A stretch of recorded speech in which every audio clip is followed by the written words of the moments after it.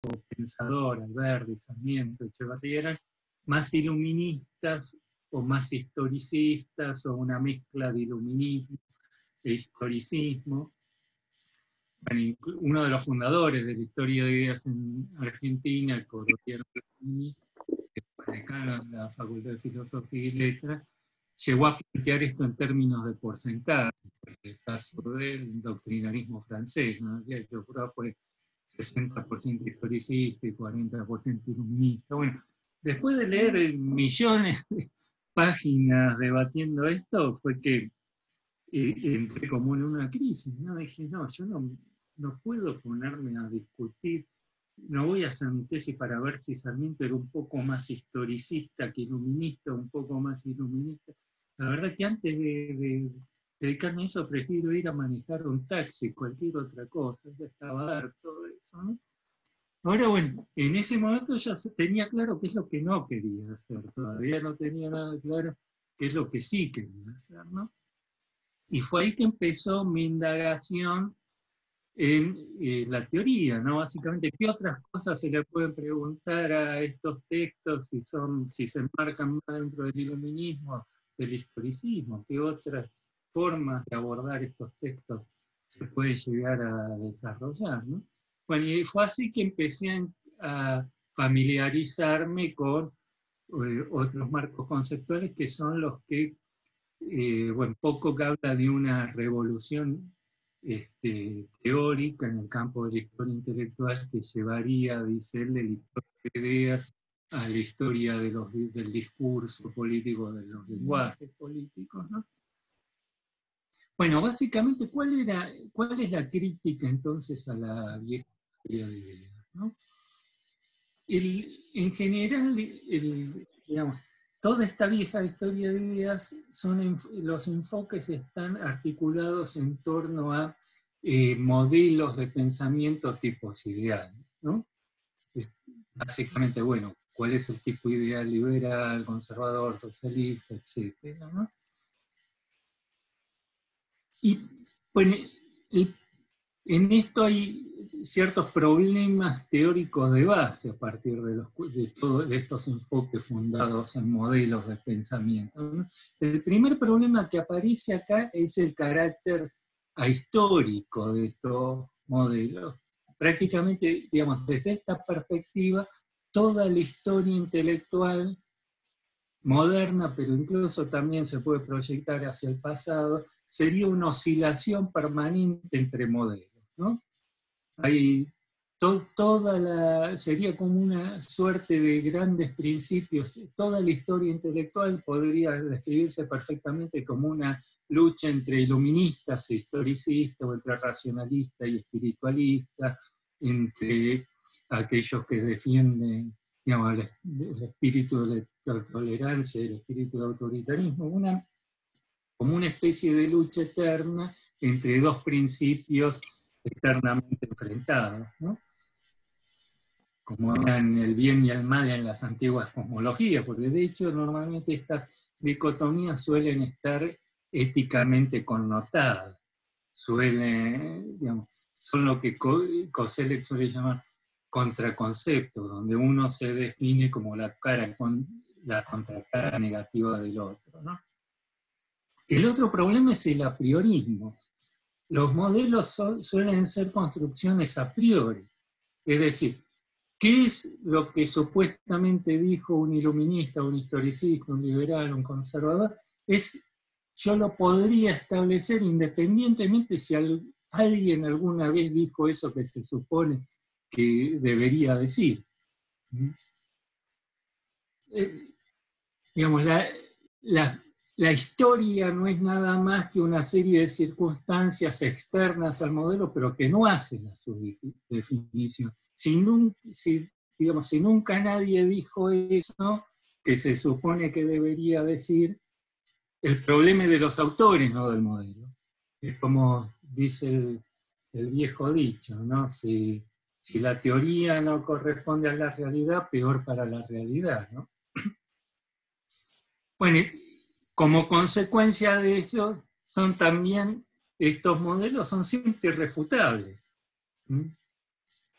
Bueno, en esto le voy a cometer una infidencia a lo que contó Adrián, que está ahí comunicado, que solía decir la madre de Adrián, ¿no? Espero que no se ofenda por citar a su madre, ¿no? Eh, Me acuerdo una vez, Adrián, un colega del Chile, un amigo, nos contó una vez que la madre solía decir que ningún judío es ladrón. Entonces, cuando le decían, le mostraban el caso de judíos que habían sido ladrones, estafadores famosos, decía, bueno, entonces no son judíos porque ningún judío es ladrón. Bueno, con estos modelos pasa algo parecido. Si uno dice, bueno, un pensador liberal, un pensador romántico, lo que sea, debe decir tal cosa, y uno le dice, no, mire, este pensador es romántico y no dice eso.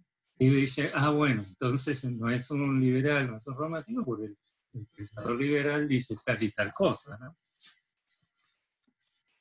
Bueno, y finalmente, digamos, nada de lo que ocurra puede refutar estos modelos desde el momento que son construcciones a priori, ¿no? Y en última instancia son siempre tautológicas, de hecho destruyen todo el sentido de la investigación histórica, porque lo que vamos a terminar encontrando siempre es algo que ya lo sabemos de antemano. Va a ser algún pensador o más historicista o más iluminista o alguna mezcla contradictoria entre eso. Digamos, no hay, como producto de la investigación histórica no vamos a encontrar nada que no se encuentre ya contenido en las previsiones, salvo cuestiones de orden puramente fáctico, donde encajar, donde encasillar las ideas de cada uno de estos autores, ¿no? Bueno, como os decía, este paso de la historia de ideas a la nueva historia intelectual lo que busca básicamente es introducir un principio de historicidad mucho más fuerte, ¿no? Que no sea una cuestión meramente fáctica, ¿no? Sino de orden conceptual y así abrir un cierto espacio de análisis, ¿no? Lo que podamos encontrar como resultado de la investigación histórica que ya no se encuentre preestablecido en el propio punto de partida. Bueno, y es esto lo que voy a tratar brevemente de describir, ¿no? Muy brevemente, porque es imposible desarrollar esto en unos pocos minutos, ¿no? Pero por lo menos para que puedan tener una cierta idea de hacia dónde apuntan estas nuevas teorías y cómo efectivamente se trata, como dice Foucault, de una revolución teórica, aunque no siempre el sentido de esta revolución va a estar del todo claro, en gran medida porque esta gran transformación que se experimentó en el campo de la historia intelectual emana de desarrollos provenientes de fuentes distintas que no dialogan mucho entre sí, ¿no? Pero bueno, todas convergen al objetivo común, bueno, de historizar los discursos, de lograr un principio de historicidad en los discursos y sobre todo evitar los anacronismos conceptuales, no hacerle decir a un autor algo que nunca podrían haber dicho, ¿no? Bueno, cada una de estas escuelas va a enfatizar con este objetivo común en una dimensión distinta del lenguaje. Son tres escuelas, la anglosajona, la alemana y la francesa, y cada una se va a enfocar en una dimensión de lenguaje particular.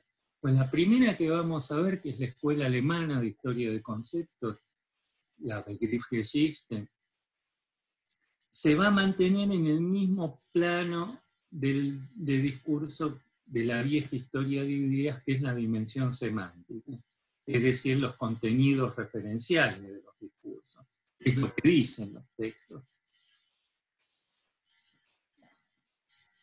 Básicamente la historia de ideas lo que hace es eso, ver qué es lo que dicen los textos y nos cuentan básicamente qué es lo que dicen esos autores, los autores en cuestión en los textos, y tratan, bueno, después de la interpretación viene por ver dentro de qué gran modelo, tipo ideal cabría encajar esas ideas. Bueno, la escuela, como le decía, la escuela alemana, cuya principal representante era Reinhard Koselleck, se mantiene en este plano, pero ya empieza a problematizarla desde el momento en que introduce la problemática de la indefinibilidad de los conceptos. Koselleck apela a una máxima de Nietzsche, que es solo lo que no tiene historia puede definirse. Esta es la diferencia fundamental que establece Koselleck entre ideas y conceptos. Los conceptos son indefinibles porque son inevitablemente plurívocos, porque al ser construcciones históricas van mutando de sentido a lo largo de la historia. Por eso no se pueden definir, porque toda definición, en última instancia, bueno, en primer lugar, toda definición va a ser siempre demasiado amplia y demasiado estrecha al mismo tiempo. Desde el momento en que hay infinidad de definiciones distintas para los conceptos políticos fundamentales, como libertad, justicia, democracia, etc., cualquier intento de definirlo va a ser válido para algunas de esas definiciones, pero no para otras.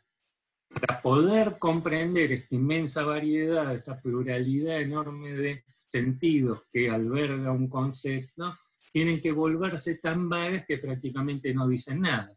Y aún así, esas definiciones tan vagas siempre van a ser estrechas porque van a terminar dejando algo afuera desde el momento en que muchas de esas definiciones incluso son contradictorias entre sí. Bueno, y además, todo intento de definición sería una intervención subjetiva arbitraria, supondría una intervención arbitraria sobre la historia. Si yo tengo del concepto de democracia una serie de distintas definiciones, muchas de ellas incluso opuestas entre sí, ¿qué autoridad tengo yo para decir esta es la verdadera definición y no todas las demás? Simplemente porque es la que a mí me gusta, pero bueno, eso no viene al caso, ¿no? Bueno, para Koselleck el punto fundamental es que esta plurivocidad de los conceptos impide su definición, si no es imposible encontrar una definición unívoca que no se los puede definir, pero sí estos conceptos a lo largo de sus transformaciones significativas van produciendo un entramado semántico que es el que justamente se trataría de reconstruir en una historia de conceptos. Y aquí residiría el aporte fundamental para él de la historia conceptual, que es lo que nos permitiría, a través de estos entramados conceptuales, reconstruir grandes horizontes de pensamiento. Como sería aquel que él analiza centralmente, que es el Sattenzeit o el periodo bisagra, cuando se produce una transformación conceptual general de la que nace para él la modernidad. Bueno, ¿cuál es el aporte entonces de esta historia conceptual alemana? Por supuesto, todo esto es mucho más complejo, lo que dice Koselleck, pero ¿cuál sería el aporte fundamental, ¿no? Bueno, acá llamemos algo que es común a todas estas corrientes, que es el de trasladar el análisis del plano de las ideas, de los contenidos de los discursos, a las condiciones de posibilidad de los discursos. ¿Cómo podemos delimitar el universo de lo decible y lo concebible en un determinado contexto discursivo, en una determinada época, etc.? Y esta diferencia es fundamental, ¿no? Porque, para dar un ejemplo, si yo, digamos, conviene distinguir un anacronismo conceptual de un error de interpretación. Si yo, por ejemplo, si yo digo que Hobbes dijo tal cosa y ustedes me demuestran a mí que Hobbes nunca dijo eso, eso sería un error de mi parte, pero no necesariamente supone un anacronismo conceptual. Para demostrarme que lo que yo dije no solo es un error de interpretación, sino es un anacronismo, ustedes tendrían que poder demostrarme a mí que Hobbes no solo no dijo eso, sino que nunca lo podría haber dicho, porque no formaba parte del universo conceptual de su época, ¿no? Ahora, para demostrarme que Hobbes no dijo eso, basta con leer la obra de Hobbes. Hoy se podría, no sé, un buscador de Google podría llegar a mostrármelo eso.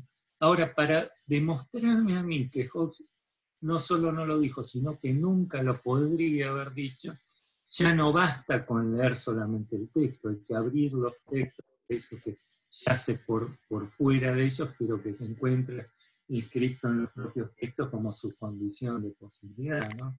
Bueno, en este paso de las ideas, las condiciones de la posibilidad de las ideas, es lo que hace que la historia intelectual la tarea mecánica de ver qué dijo y qué no dijo el lector, sino que se convierte en una verdadera tarea hermenéutica, una empresa hermenéutica, ¿no? Bueno, en la escuela de Cambridge, que es la escuela anglosajona, cuyos principales representantes son, bueno, el que ya mencioné, John Pocock y Quentin Skinner, ellos van a, en el mismo objetivo de controlar los anacronismos conceptuales, van a enfatizar otra dimensión del lenguaje, que es la dimensión pragmática. Es lo que se hace al decir lo que dice. Bueno, toma el libro de Austin, ¿no? Las teorías lingüísticas anglosajonas. El título del libro de Austin ya es expresivo de esto, dice, ¿cómo hacer cosas con palabras? Cuando uno dice algo, al mismo tiempo está haciendo algo al decir lo que dijo, y que para comprender acabadamente el sentido de un texto hay que entender no solo qué es lo que está diciendo ese autor, sino qué es lo que estaba haciendo al decir lo que dijo, ¿no? En esto hay que distinguir el significado de un enunciado de su sentido.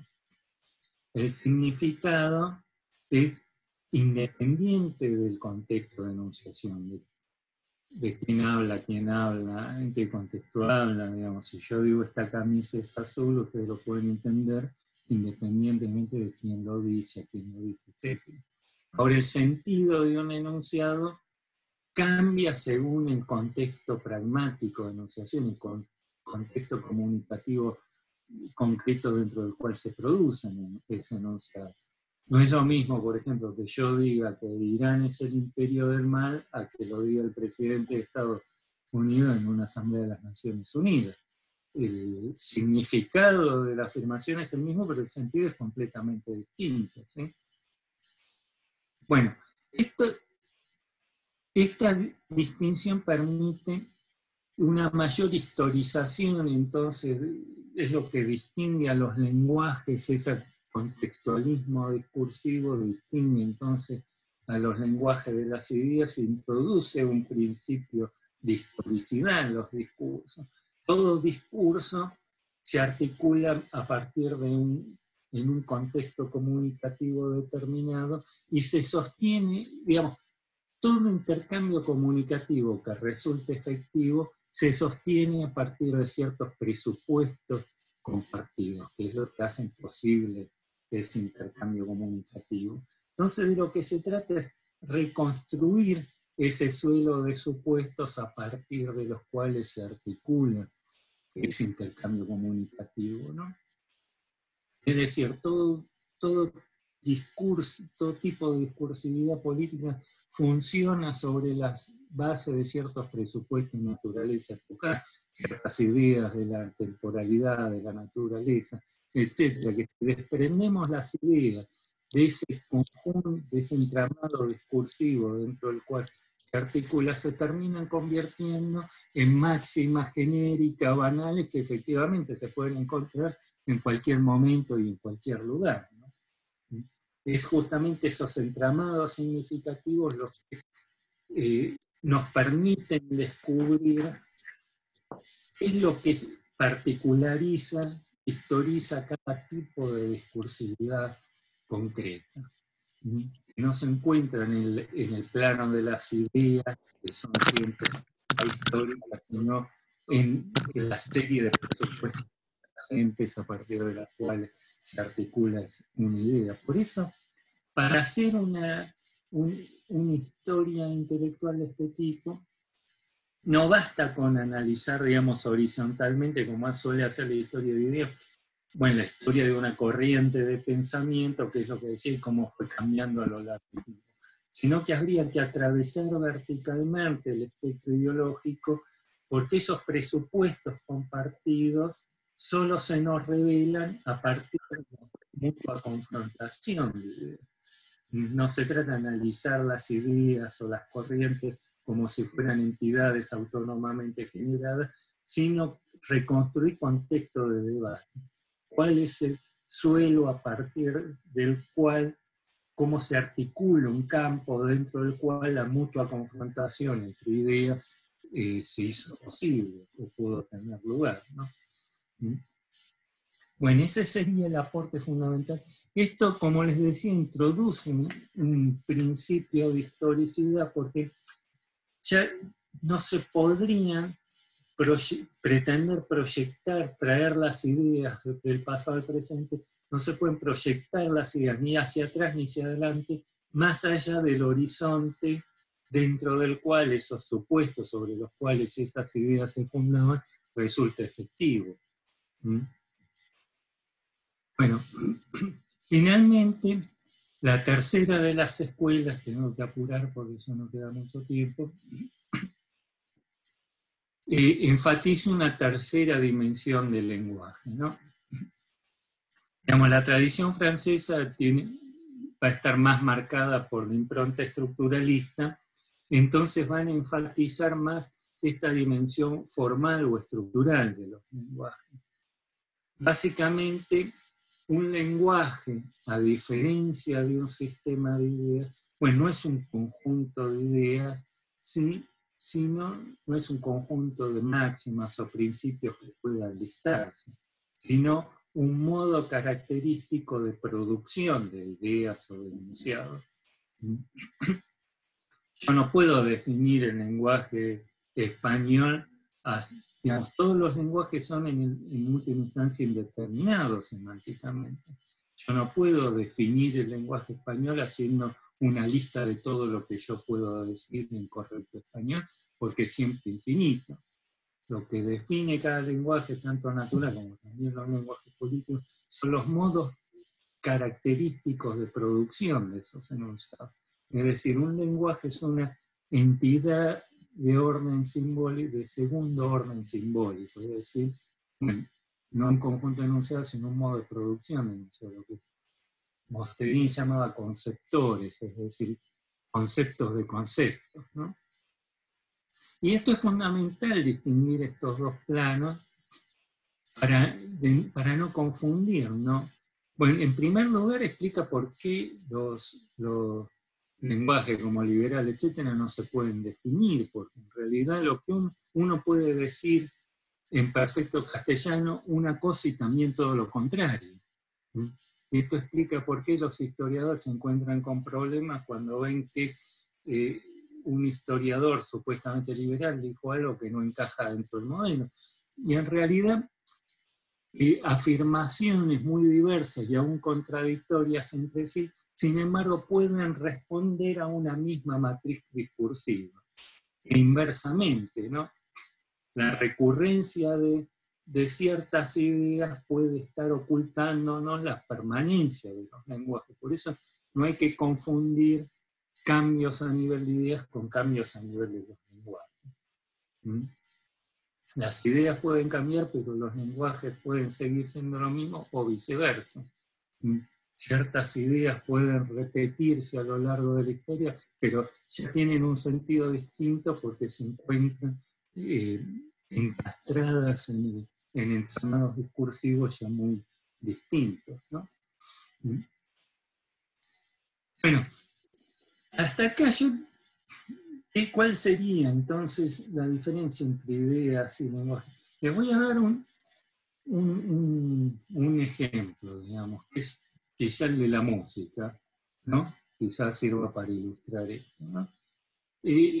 La música, digamos, las notas, una nota, el la, por ejemplo, no es ni linda ni fea, es una nota, la es una nota. Lo que hace que una nota suene mejor o peor, resulte más linda o más fea, es cómo se encuentra, digamos, las notas son 12 notas, toda la música occidental al menos está construida en función de las 12 notas de la escala cromática.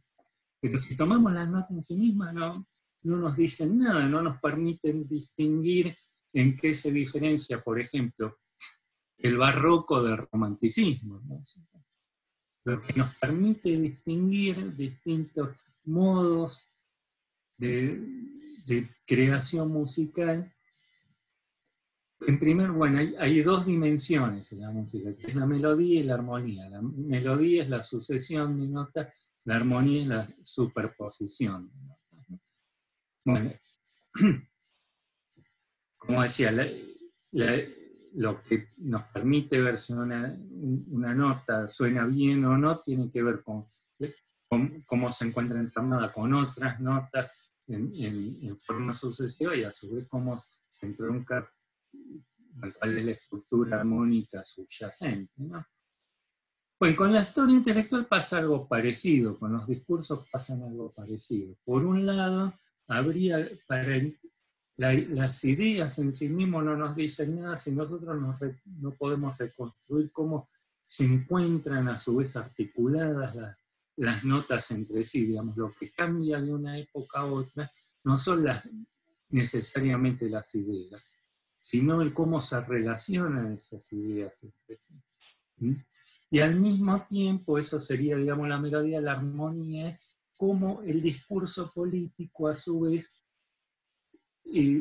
se relaciona, se estructura a partir, o se relaciona, interactúa con un conjunto de saberes epocales. Cómo el discurso político participa de estructuras, de conjunto de saberes más vastos, que son los que se encuentran disponibles a esos autores en un determinado contexto discursivo, y que, como ya les dije, subtienen a ideas de la naturaleza, de la temporalidad, de las sociedades, etcétera, etcétera, ¿no? Bueno, el último de los pasos acá tiene que ver en la escuela francesa, ya el paso del estructuralismo al postestructuralismo. Acá una figura que solemos tomar nosotros como ejemplo es el de Rosanvallon, cuando dice en su conferencia inaugural de su cátedra en el Collège de France, que lo que hay que hacer no es una historia de modelos, sino de problemas. Y el ejemplo que da es el concepto de democracia, ¿no? Bueno, a diferencia de cómo se entiende normalmente la democracia hoy, es el producto de una suerte de reducción racionalista que se produjo muy recientemente, en realidad, no solo en el siglo XX, diría en la segunda mitad del siglo XX, en la posguerra, que la democracia se va a identificar básicamente se va a terminar reduciendo a una mera ingeniería política, ¿no? Sistema de partido, indeterminación de los resultados, etcétera, etcétera, ¿no? Pero en realidad la democracia es algo mucho más complejo, ¿eh? Digamos, lo que dice Rosanvallon, en tanto que índice de la soberanía popular no refiere a ningún conjunto de principios, nada que se pueda definir, nada que se pueda listar, o ningún conjunto de principios o instituciones, sino que básicamente el término democracia no es nada más que el índice, lo que indica una aporía. Es cómo el sujeto puede ser al mismo tiempo su soberano. Es la aporía constitutiva de la modernidad política, ¿no? Digamos, para que haya soberano debe haber súbditos, como el ciudadano puede ser soberano y súbdito al mismo tiempo. Como esta coincidencia paradójica que se da con la modernidad de ambos roles opuestos en una misma figura, que es la del ciudadano, pues señala una de esas aporías constitutivas de la modernidad política. Bueno, y de ahí se derivan toda una serie de aporías. Por ejemplo, ahí da la idea de una justicia trascendente, de principios naturales y eternos de justicia establecidos por Dios, desde el momento en que los sujetos deben examinarse a sí mismos las normas sobre las cuales van a regular su convivencia colectiva. El problema que surge es cómo una norma subjetivamente articulada puede imponerse objetivamente a sus mismos creadores. Bueno, esto es lo que sería una visión problematizante de la modernidad política, frente al relato tradicional de la modernidad como una suerte de aurora de la libertad y de la razón, que es la última imagen de ideología propia de la modernidad, sino que esta se va a articular a partir de una serie de aporías que son inherentes, ¿no? Bueno, y es acá donde aparecería el aporte de la historia intelectual, ¿no?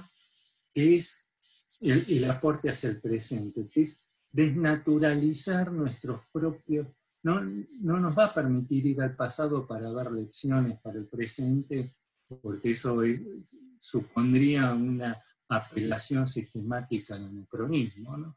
Pero sí el confrontarnos con horizontes intelectuales muy diversos a los nuestros nos va a permitir al menos desnaturalizar nuestros propios presupuestos presentes, mostrar la naturaleza contingente de nuestros propios modos de pensar la realidad. En última instancia, la soberanía popular es una ficción, y no menos absurda y arbitraria que la idea del derecho divino de los reyes, solo que se encuentra naturalizado en nuestro universo conceptual presente. Pero bueno, y esto bueno, tiene dos consecuencias. En primer lugar, lo que vemos acá es un principio de historicidad ya mucho más fuerte.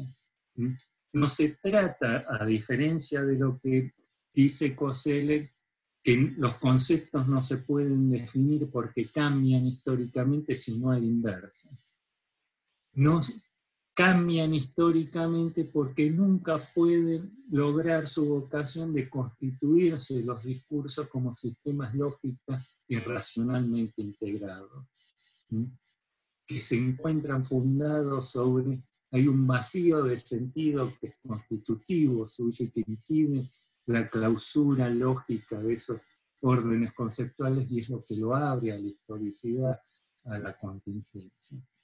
Y el último de los puntos, y acá termino, todo esto dicho muy rápidamente, ya sé, seguramente quedarán muchas preguntas sobre esto. Y el otro punto es que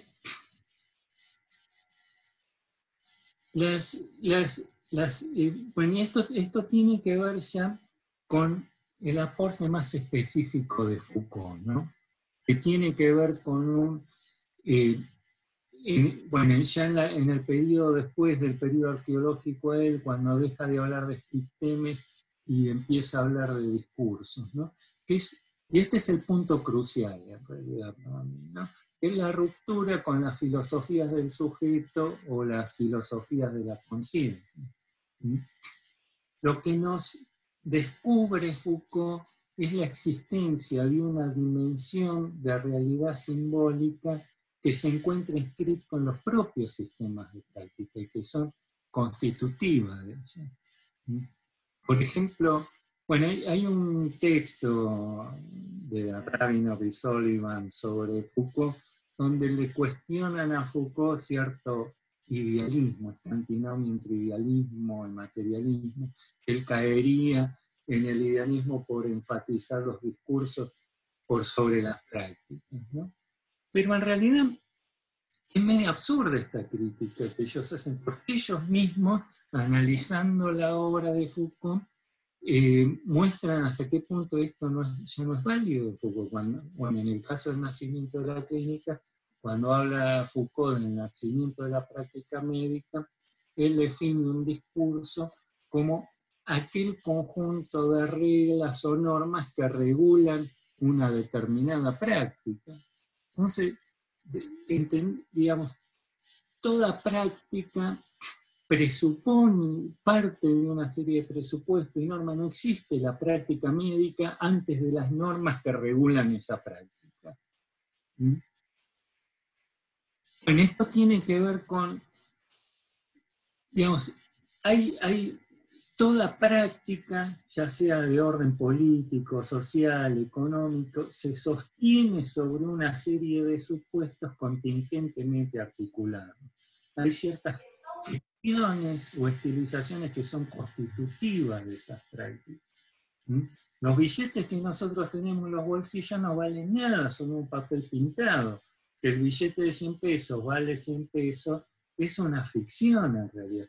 Pero no es una ficción que está en la cabeza de los sujetos, nada más. Porque toda la economía funciona sobre la base de esa ficción.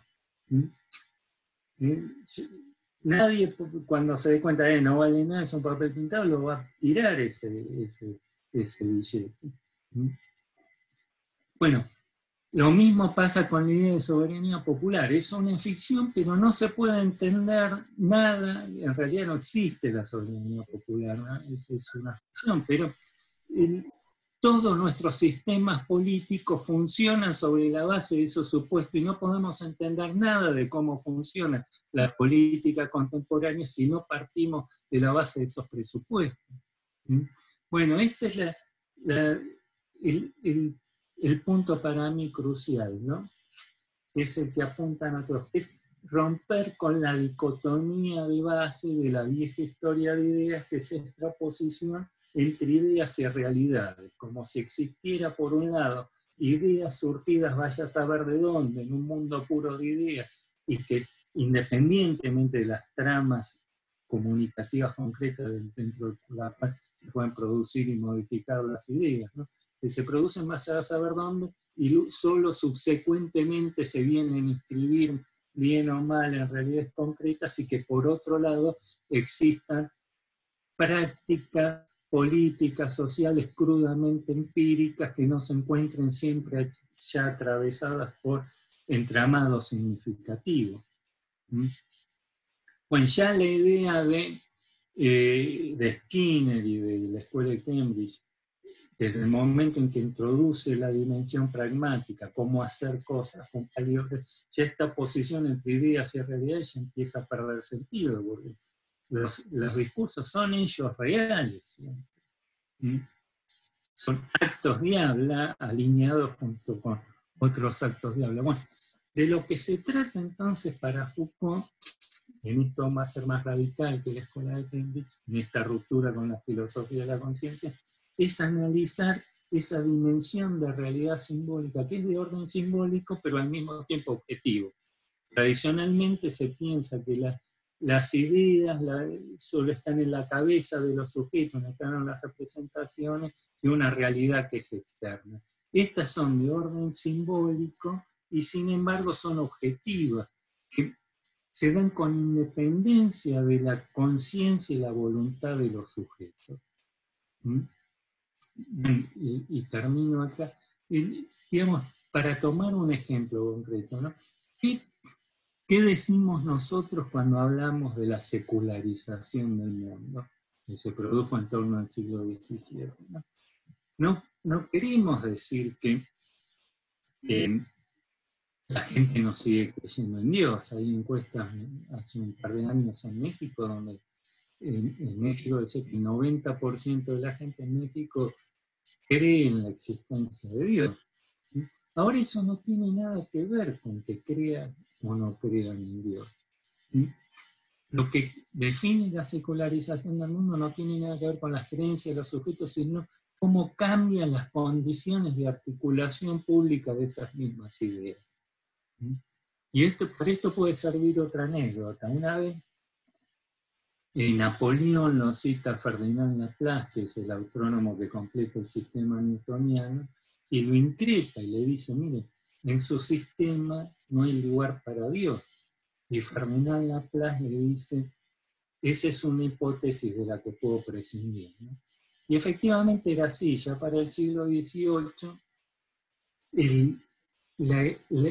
nuestros sistemas políticos y sociales ya no funcionan sobre la base del supuesto de la existencia de Dios, más allá de las creencias individuales de cada uno. Y eso es algo que se da con independencia de la voluntad y aún de la conciencia de los sujetos. No necesariamente, digamos, yo no puedo resacralizar el mundo como si puedo cambiar mis ideas y dejar de ser judío, pasar a ser católico, musulmán o lo que fuera. Esas son transformaciones objetivas que se dan en la propia realidad, pero son de orden simbólico. Voy a tener que dejar acá, había mucho más para hablar, sin entusiasmo puedo estar varias horas más hablando, así que mejor les dejo ahora el espacio a ustedes para que puedan hacer preguntas, seguramente habrá muchas preguntas, ¿no? Bueno, muchísimas gracias, Elías, y gracias a todos por escuchar. Si alguien quiere comenzar a hacer algunas preguntas, antes les copié, ustedes vieron ahí, tienen un chat donde les puedo mandar